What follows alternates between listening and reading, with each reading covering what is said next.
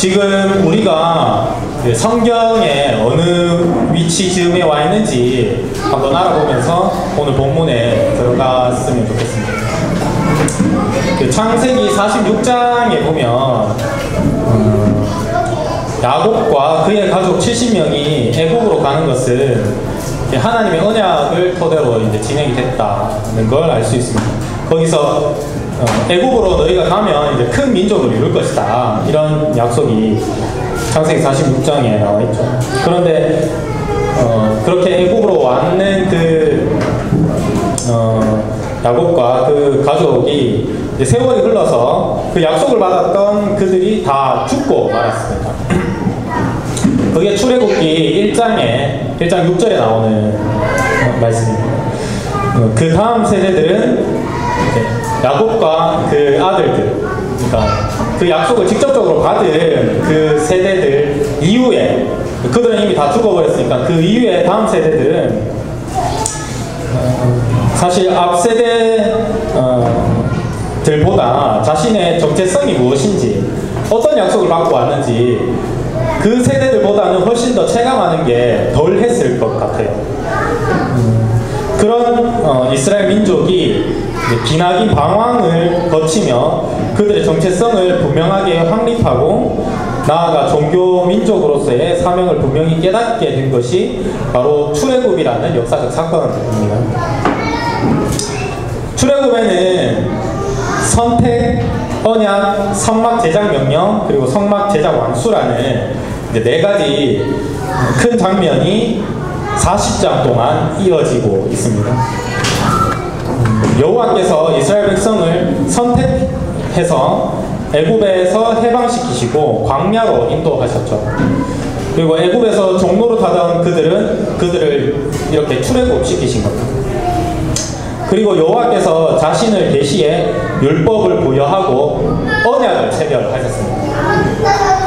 오직 은혜로 그 백성들과 언약을 체결한 여호와께서는 그분의 백성의 합당한 모습들을 계속 알려주십니다. 그게 저희가 PBS한 20장에서 23장의 내용들입니다. 뭐 이렇게 해라, 뭐 배상은 어떻게 해라, 뭐 등등 뭐 여러 가지 내용들이 있잖아요.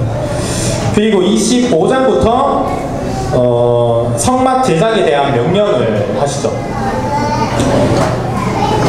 그리고 32장, 오늘 본문 이후인 32장부터 34장까지 금송아지 사건 등으로 약간의 위기가 도래했다가 35장부터 40장까지는 이제 앞서 본 25장에서 31장까지 그 명령을 받은 그걸 35장에서 40장까지 완수하는 내용들로 출애굽기는 끝이 납니다.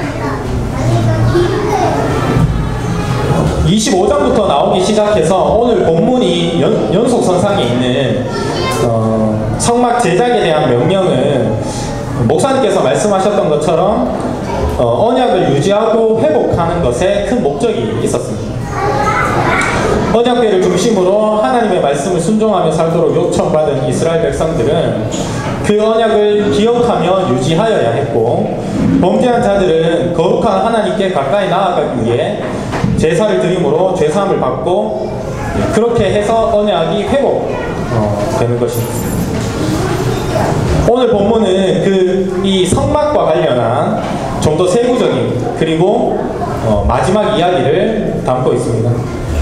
언약의 상징인 성막의 세부적인 장치들이 언약 백성으로 살아갈 이스라엘 백성들에게 주는 의미를 오늘 본문에서 좀 살펴볼 수 있는 것 같아요.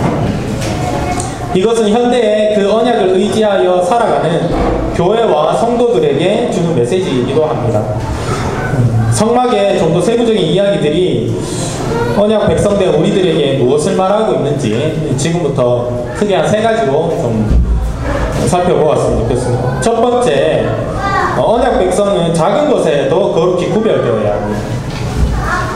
30장에서 보면 성막의 구성 요소들 중에 분향단이 1절에서 10절까지 나오고 녹, 물두멍이 17에서 21절, 그리고 성별하는 기름이 22절에서 33절, 가루향이 34절에서 38절까지 나옵니다. 모두가 제사를 위해 필요한 도구들, 잔치였던 거죠.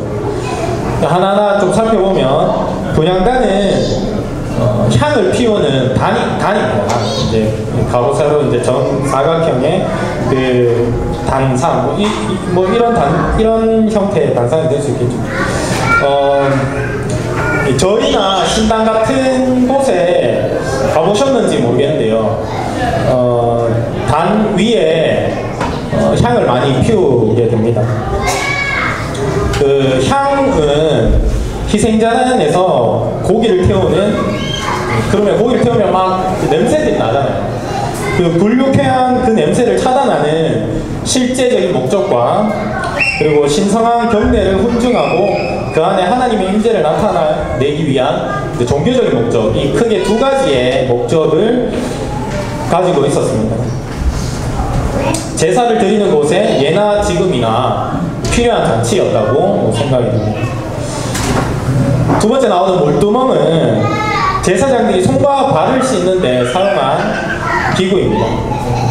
물두멍 위치가 이제 회막과 제단 그 사이에 위치하고 있는 걸 보면 이제 회막으로 제사를 드리러 제사장들이 이제 갈 때 회막으로 갈 때 씻어야 되기도 했고, 그리고 제단으로 번제를 드리고 이제 그 제사를 드리기 위한 그 제물을 정비하러 이제 갈 때 그때도 이제 정결하게 하고 나아가야 된다고 합니다. 그 제사장들이 그렇게 회막과 제단 사이에 이제 오고 갈 때 씻어야 한다는 그런 요구는 거룩함과 순결함을 유지해야 할 필요가 있음을 이제 상징합니다. 그 세 번째 나오는 이제 성별하는 기름은 이거는 안에 들어가는 이제 재료 만들 때 필요한 재료들이나 이런 걸 보면 조금 이해가 잘 저는 이제 설교 준비를 하면서 이 재료들이 익숙하진 않더라고요. 보면 감람기름에 모략, 계피, 육개, 창포를 섞어서 만드는 거라고 합니다. 근데 감람기름은 이제 올리브 기름으로 이해가 될 수 있는데 모략 보신 분 있으신가요? 모략. 뭐 육개 보신 분. 저는 30대 어려가지고 이런 거 잘 모르겠더라고요. 이게 그 육개는 뭐 육개수 나무의 두꺼운 껍질에서 채취하는 것이고, 창포는 향기로운 향초 줄기, 계피는 개수나무 껍질, 모략은 발삼나무에서 얻어지는 방향성 나무 진이라고 하는데, 아무튼 중요한 건 이 세부적인 것에 담긴 의미라기보다는 아무튼 이 모든 것들이 귀중한 수입 향품이었다는 걸 좀 생각을 하시면 돼요. 아무튼 그렇게 좋은 걸로 기름을 만들었다는 거죠. 그래서 만든 걸로 제사장들과 성막의 모든 기구들에 이렇게 바르게 돼 있었다는 거예요. 그 좋은 기름으로 붙도록 되어 있었죠. 그리고 그 다음에 나오는 게 가루향인데요.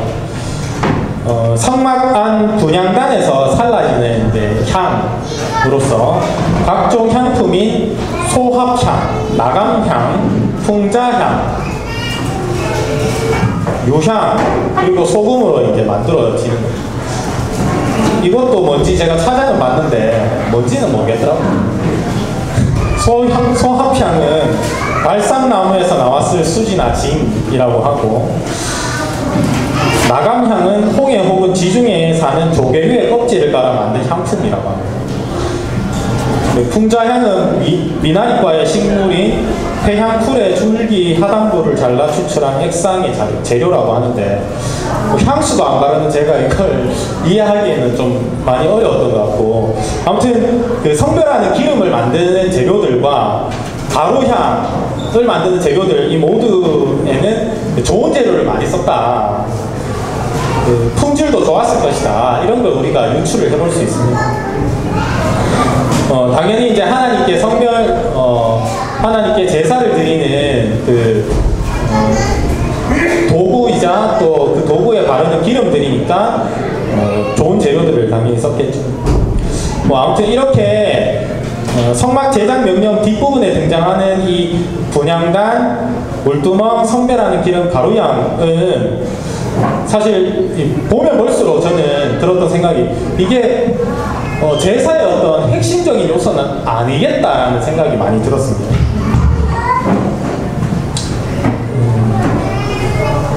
향을 피우는 단, 단 없으면 그냥 바닥에 놓고 피우면 되잖아요. 꼭 필요한 건 아닌 것 같고,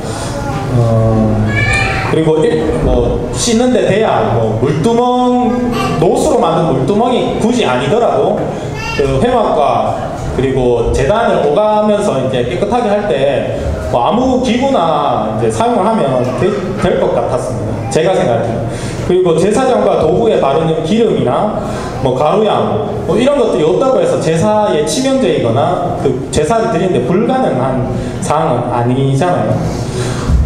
앞에 나오는 언약궤라든지 그리고 떡상이라든지 그리고 그 등잔대라든지 이런 것들은 사실 그 성소 안에 있는 것 자체로서의 어떤 의미도 있지만 그것이 하는 기능들이 성소 안에서 더 필요한 부분들이라고 많이 생각이 되는데요.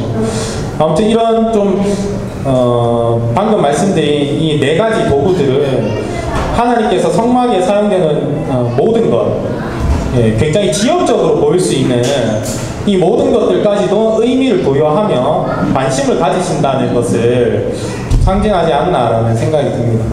그리고 이 4가지 요소들이 명령하신 고유한 목적 외의 용도로 사용되는 것을 금하셨습니다. 본문에 보면 분향단 같은 경우에는 그 위에 다른 향을 피워서도 안 되고 번제물이나 목시제물을 올려서도 안 되고 그 위에다가 부어드리는 제물, 술 같은 것들을 부어서도 안 되었습니다. 그게 9절에 나오고, 그리고 32절에 보면 성배라는 기름 같은 경우에는 그걸 이제 만들어가지고 아무 몸에나 부어서도 안 되고 그것을 만드는 방법으로 똑같은 것을 만들어서도 안 되었습니다. 사실 좋은 기름, 사람들이 기름을 만들어가지고 자신이 바르고 싶은 욕구가 생길 수 있잖아요. 근데 그런 용도로 사용하면 안 된다고 하십니다. 그리고 38절에 보면 가루양의 경우에는 그 냄새를 즐기려고 이와 같은 것을 만드는 사람은 그 백성에게서 끊어진다 라고 말씀하십니다. 우리가 또 좋은 냄새를 위해서 그 가루양을 또 만들 수도 있을 텐데 아무튼 이 회막 안에서 사용되기 위해 만든 이 도구들은 그 순수하게 그 목적만을 위해서 온전히 사용되어져야 한다라는 걸 하나님께서 굉장히 강조하고 계십니다. 이렇게 각각의 고유한 목적, 그리고 성막에서만 온전히 사용되기 원하는 이 순수함은 이 도구들이 가진 이제 거룩함의 속성과 연결됩니다. 분향단은 1년에 한 번씩 속죄 예식을 거쳐 거룩함을 유지해야 했고, 물두멍은 제사장을 거룩하게 하는 도구로 이제 사용이 됩니다. 그리고 성배라는 기름은 제사장과 성막과 모든 기구들에 발린 모든 것을 거룩하게 하는 그런 용도로 사용이 되는 겁니다. 가루양은 거룩한 것이라고 그 자체가 이제 거룩한 것이라고 하는 여호와께 이제 칭함을 받습니다. 반복적으로 등장하는 거룩이라는 단어, 우리가 거룩이라는 것에 대한 어떤 이미지는 많이 가지고 있지만 그게 정리된 사전적 의미는 무엇일까 제가 좀 궁금해가지고 찾아보니까 거룩이라는 단어가 히브리어 코데시로 이제 그 코데시라는 것이 잘라낸 분리함을 의미한다고 합니다. 이는 더러움과 분리된 상태를 이제 말하는 것이죠. 원래 거룩은 하나님께만 있는 성품으로 모든 피조물과 완전히 다르게 구별되심을 말하기 위해 이렇게 사용되는 단어입니다. 이것은 또한 하나님의 백성들에게 첫 번째로 요구되는 명령으로 이 세상에 있는 어떤 것도 그 자체만으로는 거룩할 수 없고 거룩하신 하나님과 관계될 때에만 비로소 거룩하게 된다라고 합니다. 그 성막의 도구들은 모든 도구들은 하나님께서 명령하셔서 구별되어야 하는 것들이었습니다. 정리해보면 이 4가지 성막 도구를 통해 하나님께서는 언약을 유지하고 회복하는 과정의 모든 것들, 심지어 굉장히 지역적으로 보이는 그것들까지도 목적대로 순수하고 또 거룩하게 구별되길 원하신다는 것을 알 수 있습니다. 네, 우리의 삶에도 이렇게 지역적으로 그래서 중요해 보이지 않는 영역들이 존재하지 않나라는 생각이 듭니다. 뭐 사람마다 조금 다를 수 있겠지만 대부분의 경우 제가 생각할 때 그런 이제 우리의 삶 가운데 지역적인 걸로 이제 생각이 드는 게 바로 우리의 일상생활이지 않나라는 생각이 많이 듭니다. 우리 한국 교회는 모두들 잘 알다시피 주일에 교회를 잘 나가고 또 봉사를 잘하고 헌금을 잘 내면 좋은 신앙을 가졌다고 이제 칭송받는 게 됩니다. 일주일 중 단 하루 몇 시간만 행동을 잘하면 거룩한 사람이라는 여김을 받습니다. 그렇다 보니 자연스레 일상의 삶은 별로 관심 없는 영역이 되고 말았습니다. 세상 속에서 교회가 욕을 가장 많이 먹는 큰 이유 중 하나가 바로 주일 중심의 신앙생활 때문이 아닌가 싶습니다. 저는 주일이 굉장히 중요한 시간이라고 생각을 합니다. 왜냐하면 성도들이 다 같이 함께 모여 하나님 백성됨을 서로의 얼굴을 보며 확인하고 또 서로의 교제들을 통해서 우리가 세상과 다른 공동체이고 또 언약 백성됨을 기억할 수 있는 가장 실제적인 시간이 바로 이 주일이자 이 예배의 시간, 우리 성도들의 교제의 시간이라고 저는 믿습니다. 그런 의미에서 보면 당연히 주일이 중심이 되어야 하겠죠. 그런데 문제는 주일만 거룩함이 있는 신앙이 문제입니다. 하나님께서는 우리의 주일만 요구하시는 것이 아니라 일상을 포함한 우리 삶 전체를 요구하십니다. 그것은 직장에서 보내는 수많은 시간, 가정에서 아이들을 양육하며 보내는 시간 같은 것들을 모두 다 포함합니다. 우리는 이 모든 순간이 거룩하게 구별되는 순수한 삶을 통해 언약을 유지하고 회복하는 과정에 동참할 수 있습니다. 그럴 때 우리는 하나님의 언약된 백성으로서의 온전한 빛을 바랄 것입니다. 성막의 세부 이야기의 이야기들이 언약 백성에게 주는 두 번째 교훈은 언약 백성은 각자의 책임을 가지고 공동체를 세워가야 한다는 것입니다. 30장 11절에서 16절 그리고 31장 1절에서 11절까지의 내용을 보면 이런 생각들을 해볼 수 있습니다. 성막의 도구들이 소개되는 30장 전체의 문맥에서 11절에서 16절까지의 내용은 약간 좀 뜬금없이 등장하는 것처럼 보입니다. 왜냐하면 1절에서 10절까지 분향단 얘기하고 17절에서 39절까지는 물두멍, 성별하는 향유, 가루향 등등 이제 정말 그 실제적인 도구를 설명하고 이제 이야기를 하는 부분들 사이에 11절에서 16절까지 회막 세금에 대한 도구와는 좀 다른 성질의 이야기들을 하고 있는 것이죠. 이 내용은 이렇게 계속 등장하는 성막에 필요한 물품들은 이렇게 재원을 마련해서 준비를 해라 라고 알려주시기 위함이 그 의미가 있습니다. 고대 금동에 발견된 문서를 보면 인구조사, 여기서 지금 11절부터 나오는 게 인구조사를 실시해라. 자손의 수를 세워 인구를 조사할 때 각각 자기 목숨으로 속전을 주에게 바쳐야 한다. 인구를 조사할 때 그들에게 재앙이 미치지 않을 것이다. 인구조사 받는 사람은 성소의 세겔로 반세겔을 내야 한다. 20살이 넘는 남자, 인구조사를 받는 사람은 누구나 다 주에게 이 예물을 바쳐야 한다 라고 되어 있습니다. 여기서 말하는 인구조사는 고대 근동에 발견된 문서를 보면 당시 정부들이 이용한 실제적인 수단의 하나였습니다.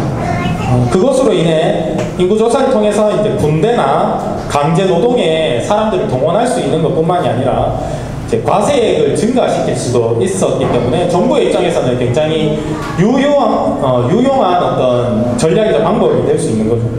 근데 시민들 입장에서는 당연히 반가운 일은 아니었습니다. 그래서 사람들은 인구조사를 당대 사람들은 이제 불운의 원천, 신적 진노의 기초로 생각을 하는 경향들이 많았다고 해요. 그런 그들에게 인구조사 시 자기 목숨값으로 속전을 주에게 바치는 것은 지금 우리의 생각으로는 약간 좀 이해가 되지 않을 수 있겠지만 당대 사람들에게는 통용되는 문화였습니다. 오늘 본문에서는 이 속전의 용도를 다른 용도가 아닌 성막 비용으로 쓸 수 있도록 그 용도를 제한하고 있습니다. 그들은 이번 인구조사가 군사로 징집당하거나 또 세금을 징수하기 위한 것이 아니라는 것을 알았기 때문에 자신들의 속전을 통해 성막을 건설하고 유지하는 일을 후원해야 할 책임을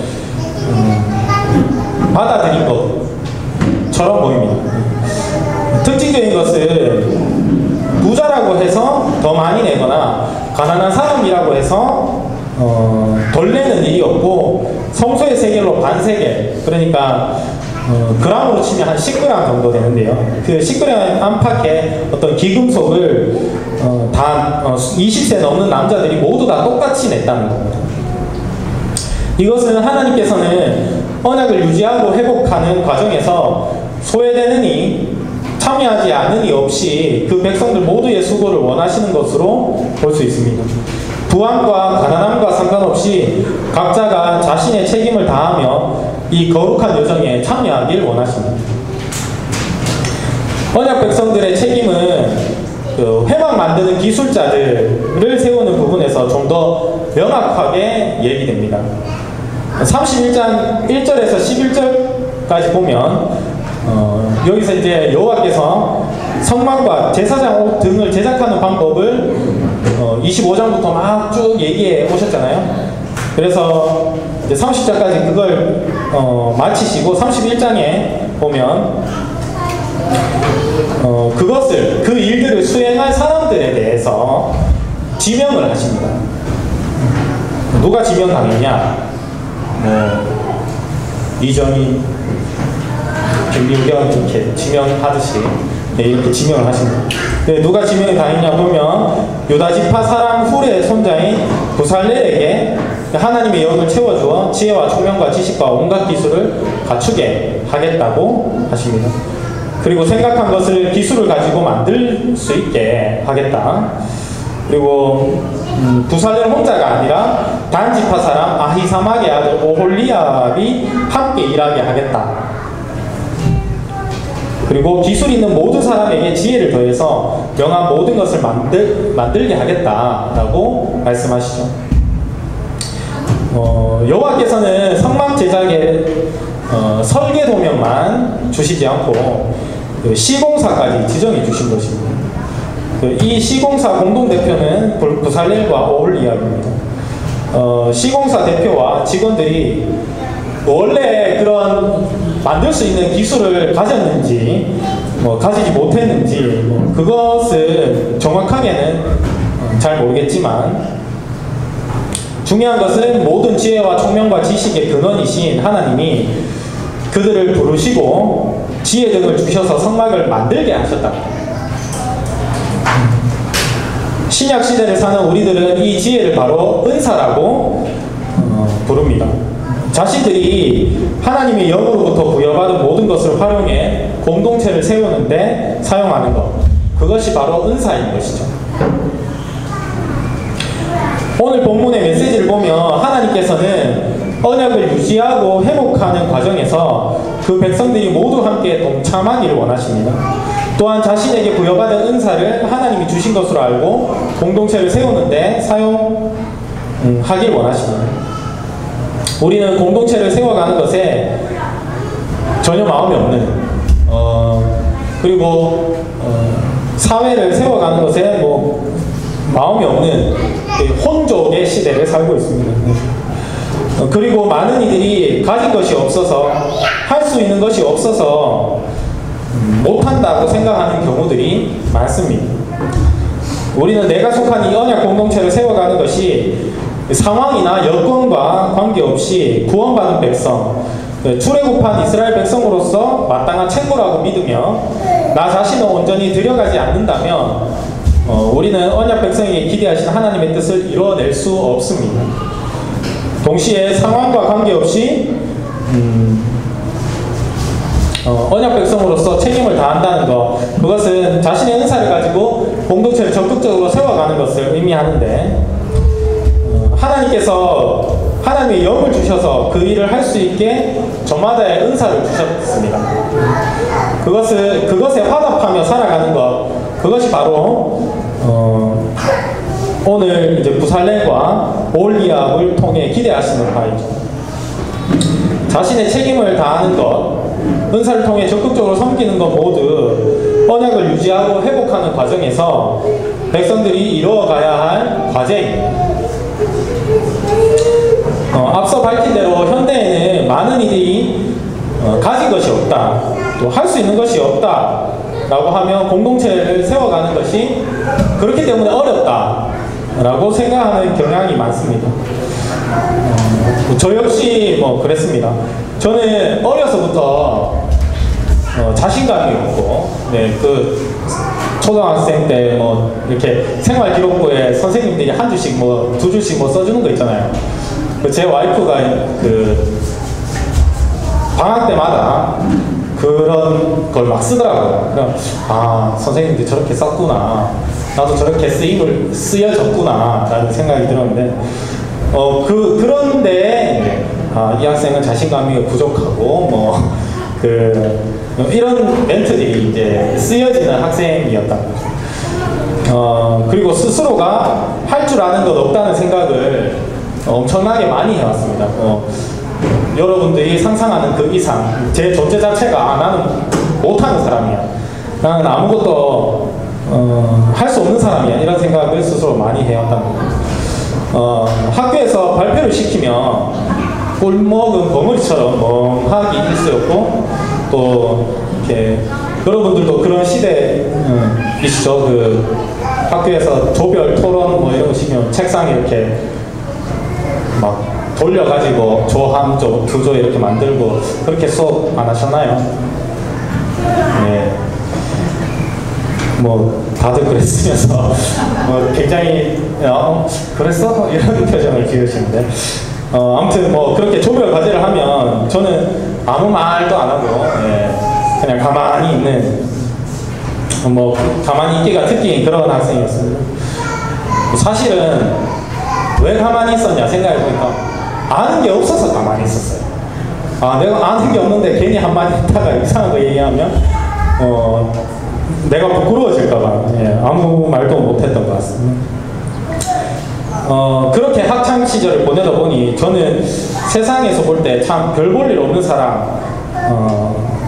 되어 있었습니다.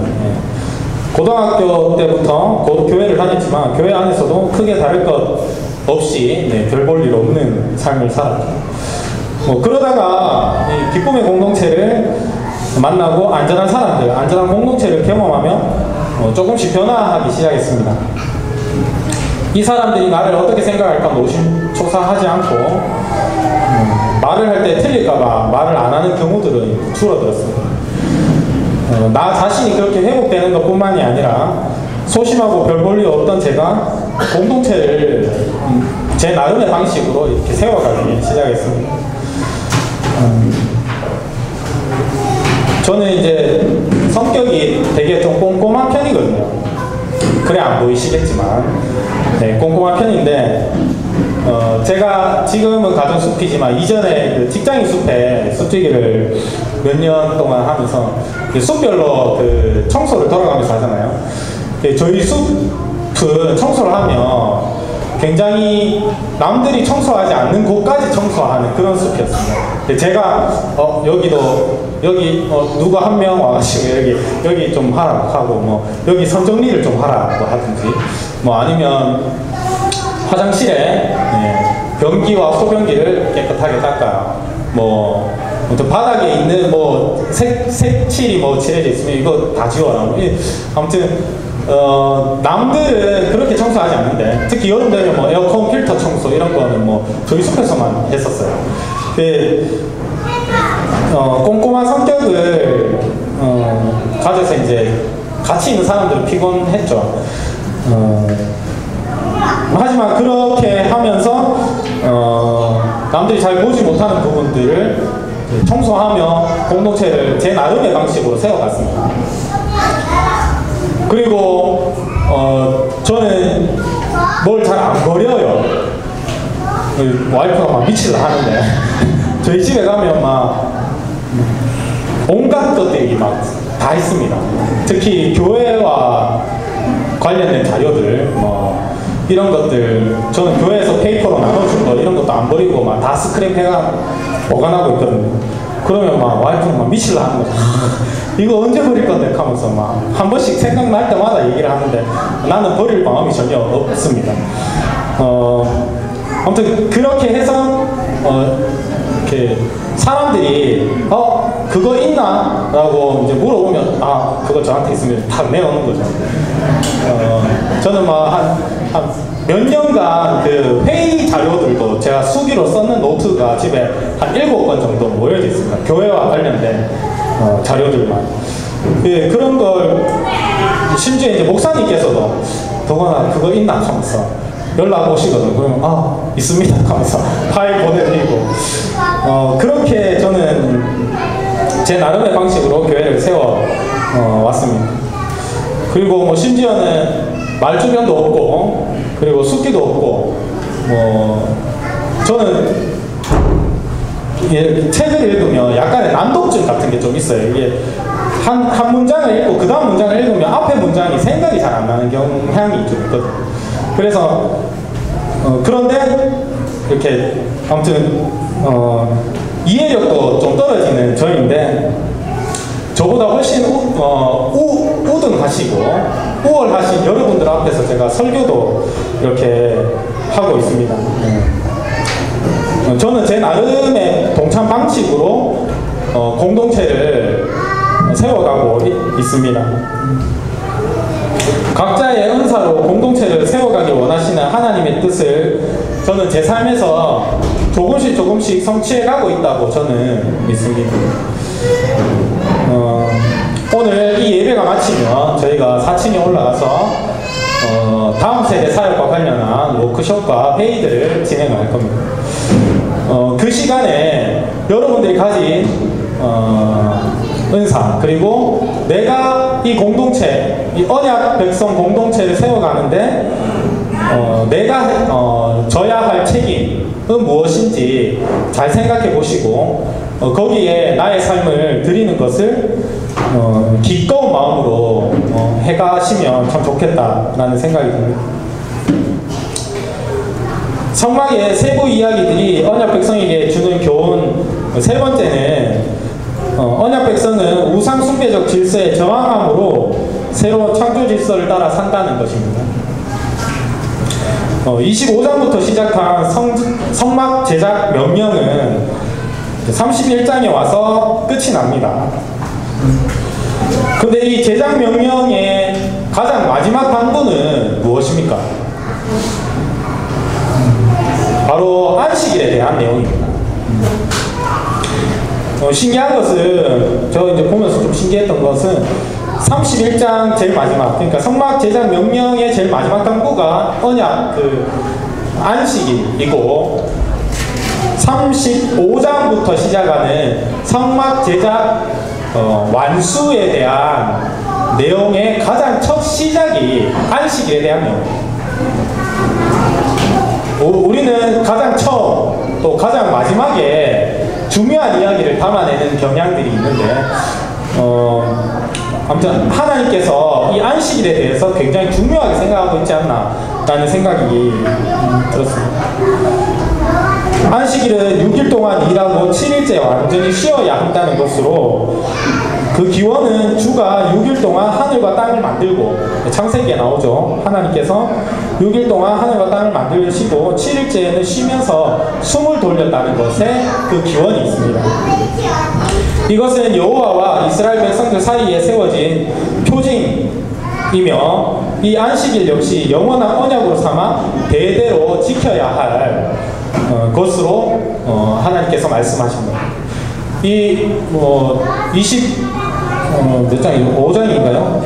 10계명에 대한 내용 안에도 안식일이 나오는 걸 보면 안식일이 굉장히 중요한 부분이라는 걸 우리는 기억해야 합니다.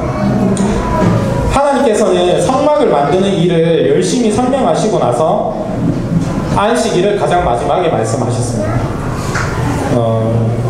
6일간 열심히 일한 후 7일째 쉬신 하나님의 창조 섭리와 일치되는 패턴입니다. 이것은 성막 제작이 하나의 창조의 과정, 즉 언약을 유지하고 회복하는 하나님의 백성들에 대한 창조의 그 과정을 이야기한다라고 볼 수 있습니다. 언약을 유지하고 회복하는 성막 제작의 마지막 명령인 안식일을 지키라. 이는 언약 백성인 우리들에게 현재에도 도전하고 있는 내용입니다. 근데 안식일에 대한 우리의 이미지가 6일 동안 열심히 일하고 이제 7일 마지막 날에는 아무것도 안 하고 잘 쉬어야 한다. 혹은 교회에 나와서 뭐 좋은 일을 많이 해야 한다. 이런 이미지가 우리들에게 있는 것이 사실인데, 그게 이 안식일에 대한 새로운 개념과 도전을 하는 책이 있어서 한번 소개를 드리는데, 그 월터 브루그만의 안식일은 저항이다라는 책입니다. 이게 굉장히 얇은 책입니다. 얇아서 여러분들이 저렴하게 구입 후 중간에 읽다가 내 팩에 치지 않을 정도의 분량의 책이기 때문에 꼭 한번 사서 읽어보시면 좋겠다는 생각이 들거든요. 여기에 이제 나오는 이야기가 안식일이 저항이고 대안이다. 그리고 창조의 정점이자 출애굽의 정점이다라고 이야기하고 있습니다.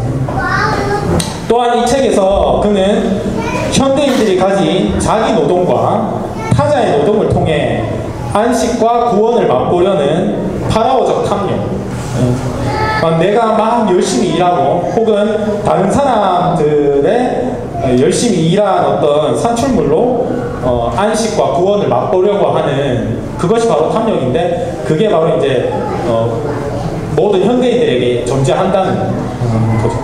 그리고 자기 천치적 노동 숭배와 생산성 신화를 경계하고 질책하고 있습니다. 안식하지 않고 정말 죽도록 일만 할 수밖에 없는 그런 이제 한국 사회의 구조적인 문제가 가장 큰 부분이긴 하지만 그것 외에 자기 천치적인 노동 숭배 그리고 생산성 신화를 이제 경계하고 질책하고 있습니다. 그런 면에서 우리나라는 바뀌어야 되는 부분들이 많이 있는 거죠.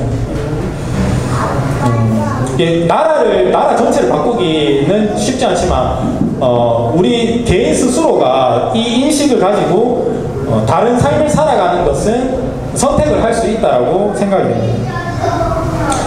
현대를 사로잡고 있는 우상 숭배적 질서들을 저항하고 적극적인 대안을 마련하는 것이 바로 안식일이라고 월터 브루그만이 책에서도 이야기하고 있고, 저도 오늘 본문을 묵상하면서 그 부분에 대해서 굉장히 많이 동의가 되었습니다.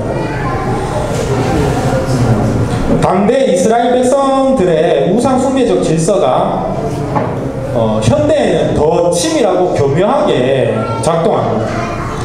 최근에 저희 집에서 있었던 일을 제가 몇 가지 한 가지 사례를 말씀드릴게요. 퇴근을 한 저는 이제 평소와 마찬가지로 저녁 식사 후에 딸이랑 같이 놀고 있었습니다. 제 딸이 여기 있는지 안 들었으면 좋겠는데 아무튼 뭐 딸이랑 놀고 있습니다. 그런데 아이가 자기 마음대로 잘 안 되니까 갑자기 이씨 이런. 저는 처음에 잘못 들었나 이런 생각이 들어서 약간 갸우뚱하면서 넘어갔는데 막 이거 몇 번을 반복을 하면 뭐 하면서 뭐 혼잣말 비슷하게 크게 들리지 않게 발음을 했지만 그 상황이 자기 마음대로 잘 되지 않는 그 상황 그런 상황 안에 그 멘트가 나오는 걸 볼 때 짜증 섞인 욕설과 유사한 표현을 하고 있구나라는 생각이 직감적으로 들더라고요. 그렇게 이제 제가 아이에게 뭐 개인적으로 훈계를 하고 잠을 재운 뒤에 아내와 같이 이 사태에 대해 이야기를 나눴습니다. 애 앞에서 부모인 저희가 한 번도 쓰지 않았던 그런 표현들인데 그 4세의 특성상 모방력이 굉장히 뛰어나고 그렇기 때문에 도대체 이런 표현을 어디서 배워왔는가 이런 생각이 들었습니다. 처음에는 어린이집에서 이런 표현에 굉장히 노출이 많이 된 아이가 있는 건가 그런 생각이 들어서 그러면 어린이집 갈 때마다 그 얘기를 듣고 오면 야가 집에서 맨날 이러면 어떡하지 그런 걱정이 들기도 하고 근데 아무리 생각해도 4살 된 아이가 할 수 있는 표현은 아닌 것 같더라고요. 그럼 도대체 무엇인가 싶었습니다. 그러다 이제 아내가 그날 하루를 이렇게 쭉 돌아보면서 하는 얘기가 애와 함께 이제 그 저녁 식사를 위해서 공부방에 와서 밥을 하고 집에 왔었다라고 얘기하더라고요. 그 아내는 아이를 데리고 수요일에 이제 공부방에 식사 담당을 하러 옵니다. 이제 오면 아내가 요리를 할 때 초등학생 언니들이 주로 같이 놀아주지만 그날은 초등학생 오빠들이 어딜 가나 오빠들이 문제입니다. 그 오빠들이 자기들끼리 노는 것을 애가 유심히 관찰하는 것 같더라고요. 그리고 그 오빠들이 굉장히 과격하게 막 하는 걸 보면서 무서워서 엄마한테 달려가 안기기도 하고 뭐 그랬었다라고 합니다. 그래서 그러면서 이제 초등 남학생들이 자기들끼리 흔히 쓰는 표현을 애가 이제 금세 따라했다라는 거에 그 결론의 무게가 점차 실리더라고요. 아내는 아이가 그 표현을 할 때 바로 옆에 없었습니다.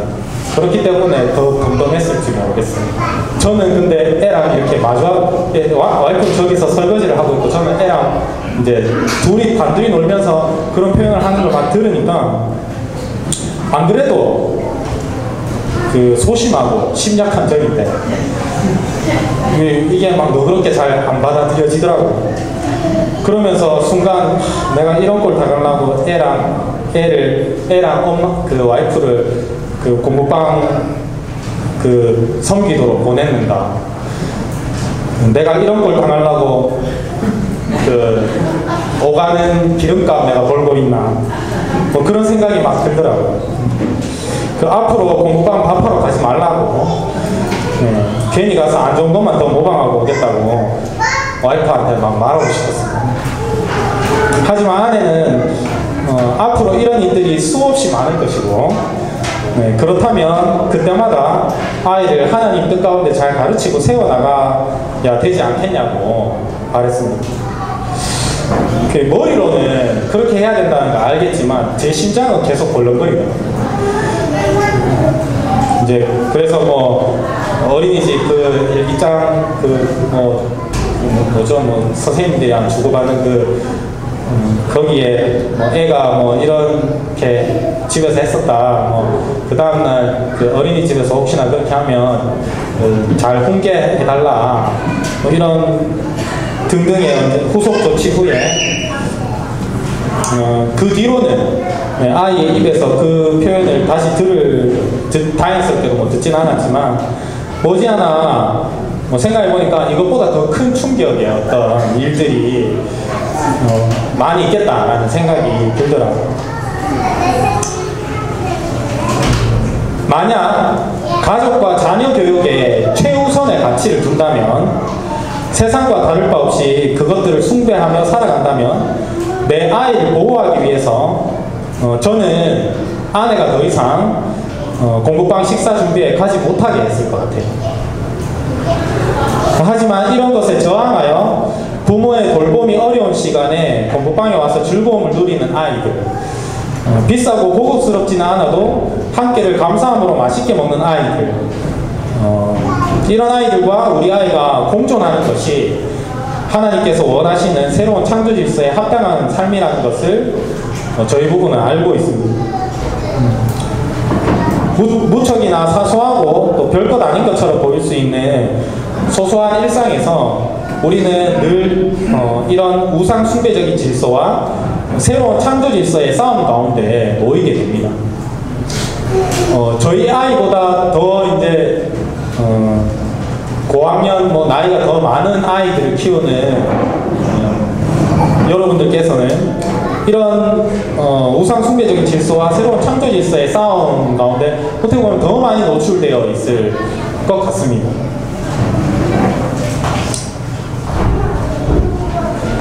자기 개발을 하고 스펙을 쌓을 시간도 부족해 보이는 시대에 하나님께서 사랑하시는 다음 세대를 사랑하고자 나의 시간과 재정을 사용하는 것이 바로 안식일을 지키는 것에 큰 개념으로 보면 포함이 됩니다. 또 직장 생활하면서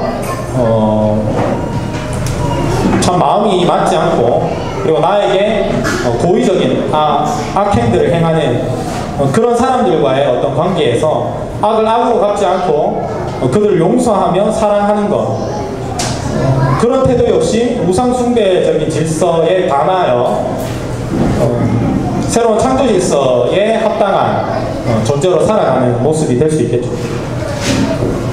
많은 성도분들이 많은 경우에 있어서 새로운 창조 질서를 선택하며 살아가고 있다는 걸 알고 있습니다.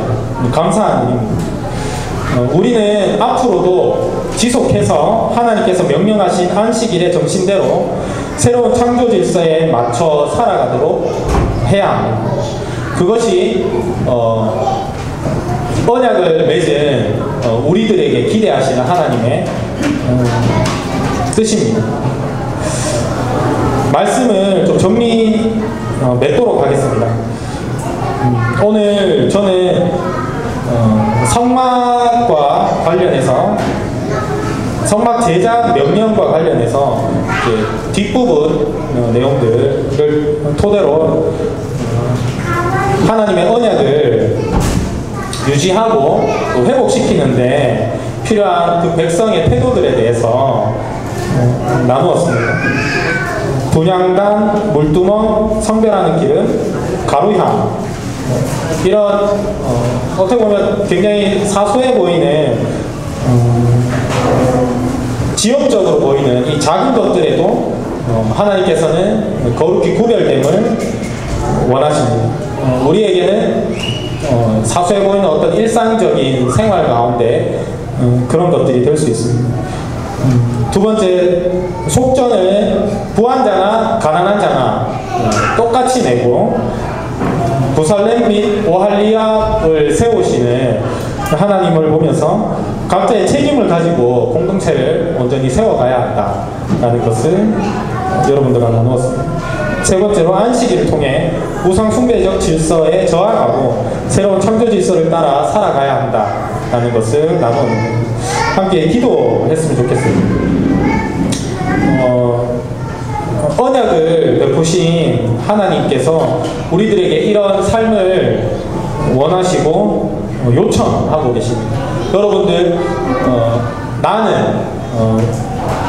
개인은, 그리고 우리 공동체는 이런 요청과 또 부르심에 어떻게 응답해 갈 것인지 하나님 앞에서 오늘 말씀을 비추어 좀 돌아보고 결단하는 시간 가졌으면 좋겠습니다. 기도하겠습니다.